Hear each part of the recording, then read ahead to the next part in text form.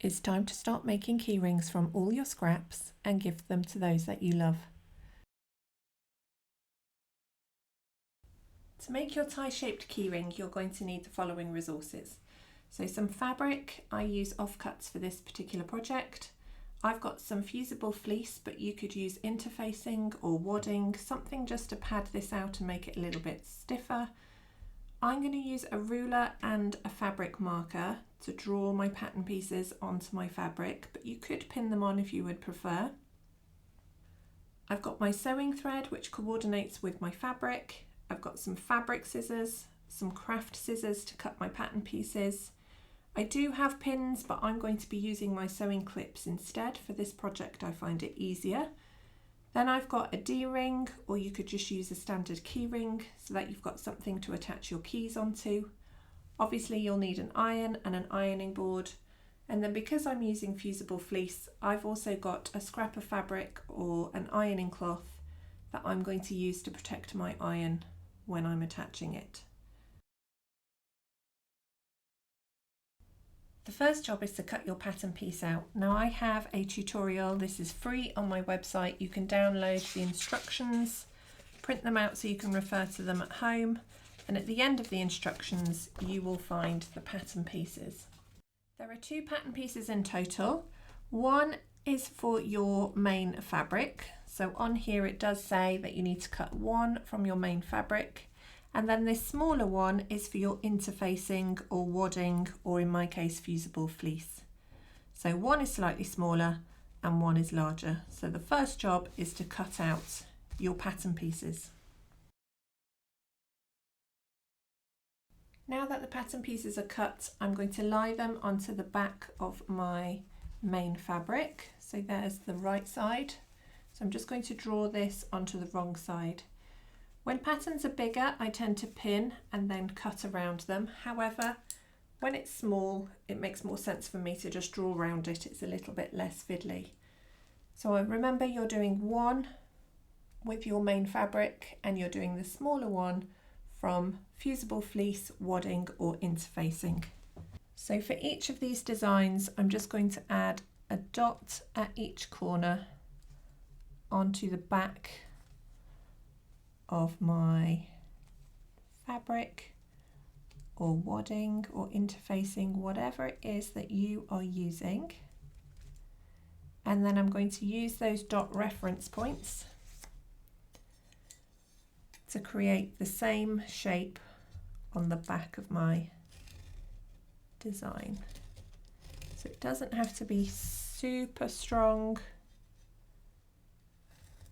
just clear enough for you to be able to use that as a cut line.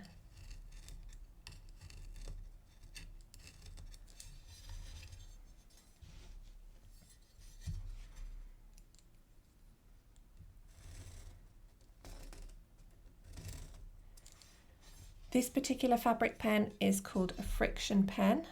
The reason I use these a lot with my sewing is because when you apply heat, so your iron for example, the ink line disappears. So not needed for this job, but certainly something I use when I'm marking gaps in other projects. So just join the dots and then switch to your fabric scissors to cut your design out. That's the simplest way I find to cut out small fabric pieces. So with my fabric shears, I'm just going to open the blade nice and wide to make sure that I get a nice clean cut. If I cut in lots of little snips like this, I'm more likely to get a jagged edge. So I rest my blade against the table for control, and then nice and wide, follow that cut line around the edge.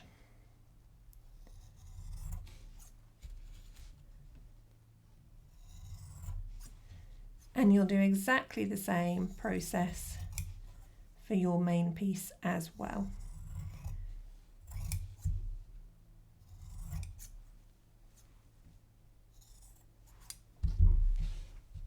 So there we go. There is our first pattern piece. You'll repeat that process for your main pattern piece. So put the dots in the relevant points, join the dots with your ruler, and then cut with your fabric scissors. Now that we have our two pieces cut, your main fabric, you are going to lay this right side down. So the nice side of the fabric is facing your ironing board. And then depending on what you're using, we're going to try and attach this to the back of our fabric. So I have fusible fleece, which has a soft fluffy side, and then it has little coarse dots on the back. So these little dots are effectively like glue, and I need to stick the glue onto the back of the fabric. So I'm going to put my dotty side down on top of my main fabric. Now I want that to line up as best as possible in the middle. If you have interfacing, you might have a slight shiny side that you would adhere that. If you're using wadding, you're just going to need to position it in place, and you could then add a few stitches if you wish to, or leave it as it is. Ideally though, your interfacing or wadding will be attached to your fabric. With fusible fleece, you're going to need a damp cloth. So I've got an old cloth here that I use as an ironing cloth. I'm just going to scrunch that up. And then I've just got some water. So I'm just popping my cloth into the water. Now ideally don't do this near your iron, because we all know water and electricity is not a good combination.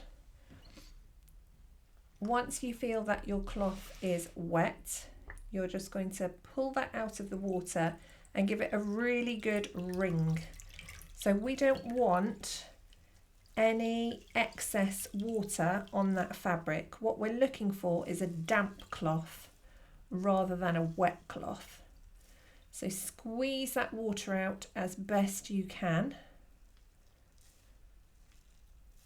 That's looking good. And then I'm going to move that to the side. Now I did get a little bit of water on my mat, so just be careful when you're doing yours. I'll position this up here away from my water, and then I'm going to cover my design with the damp cloth. So the idea is you're creating steam with the damp cloth that you have got. So with my iron, I'm now going to press down. If you had a standard household iron, you'd be able to do this in one go. And I'm just counting for mine for about 10 to 15 seconds. No more than that is needed. So the steam from the damp cloth is going to get those glue dots sticky enough to adhere to the back of the fabric. So I'm not moving my iron around, I'm just lifting and pressing the fusible fleece down onto the back of the fabric. And it's just to secure it in place. When you remove the damp cloth, you'll see that your fusible fleece has stuck to your design. So I'm just going to press from the other side and get ready for the next step.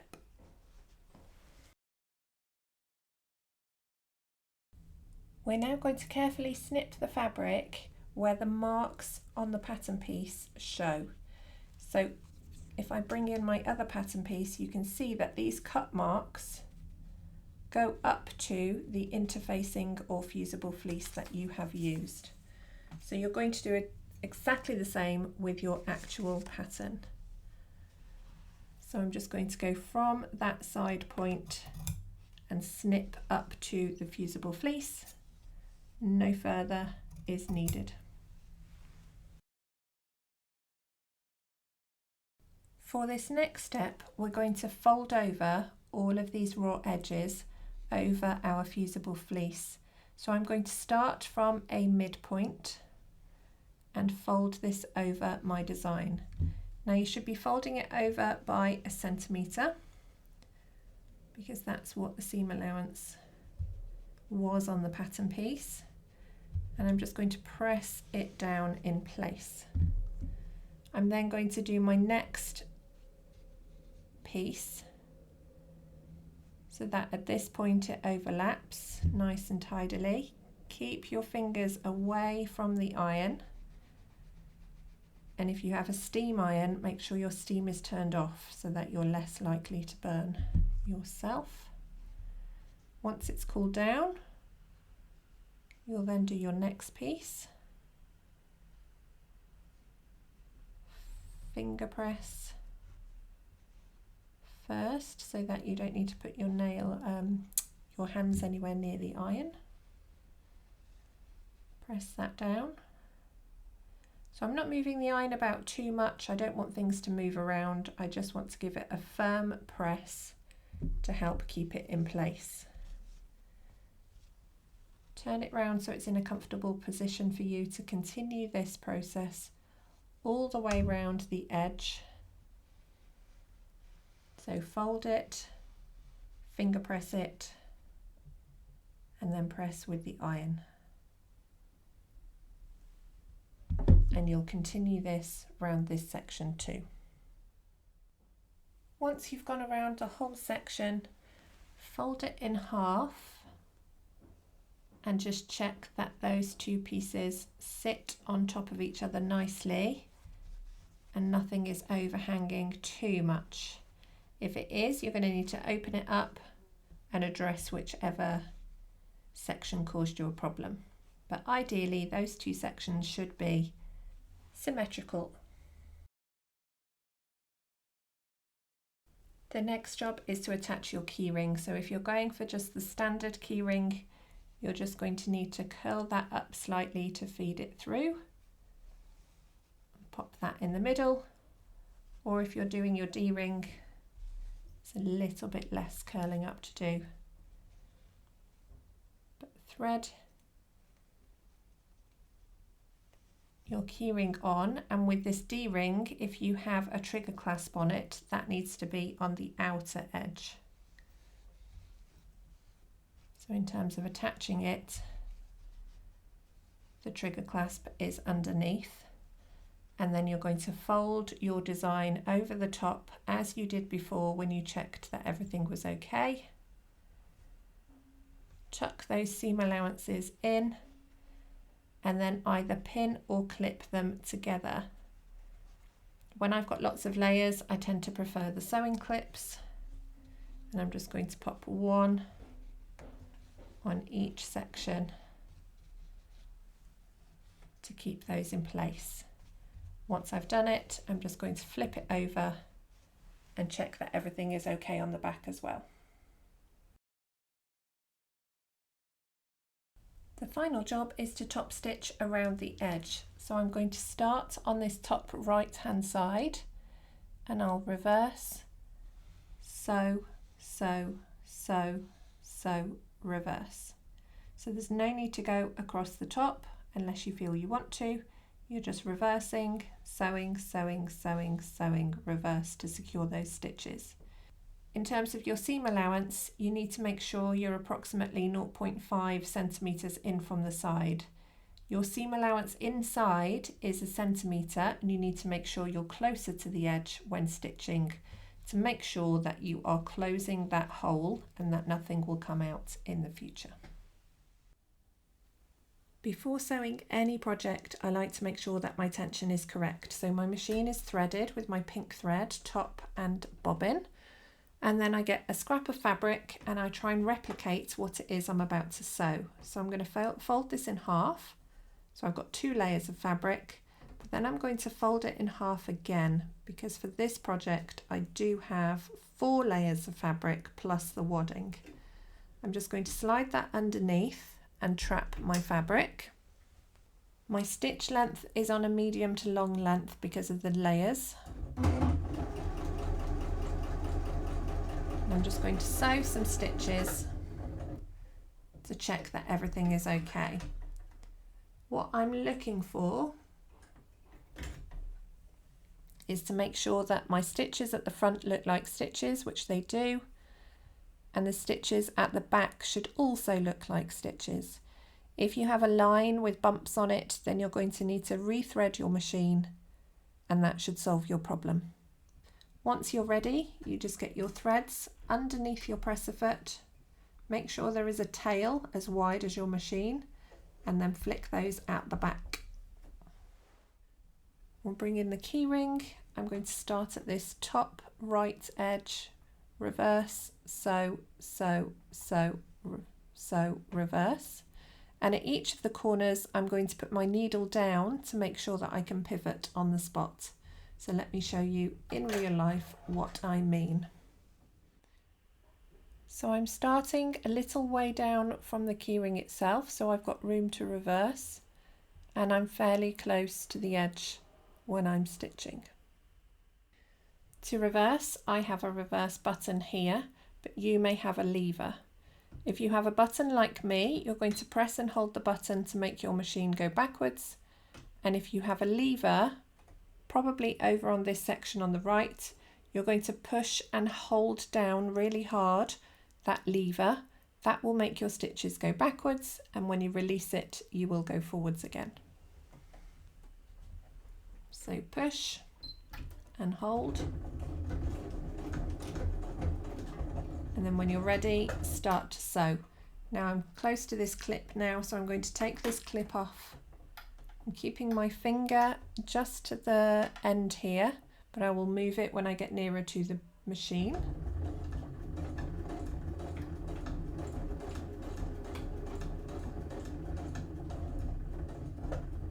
Now I'm getting close to this clip, so I need to move this one out the way, but I've left it till the last minute so that everything stays in the same position. Now that I'm close to this bottom edge, I'm going to lower my needle down. So you may have a button on your machine to do this, or you wind the wheel towards you. So you have a wheel on the side of your machine. Wheel that towards you to get your needle down, and that means you can now spin on the spot. So I'm going to twist it, make sure that the next line is pointing directly towards me, trap my fabric and sew. I can see that this clip is now in the way.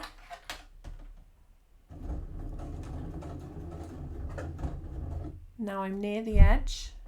I'm going to lower my needle, lift, spin, trap and sew.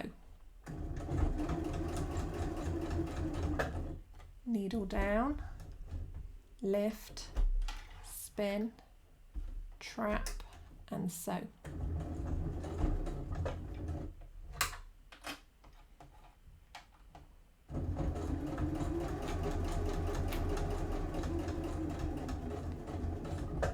And now that I'm close to my D-ring, I'm going to press my reverse button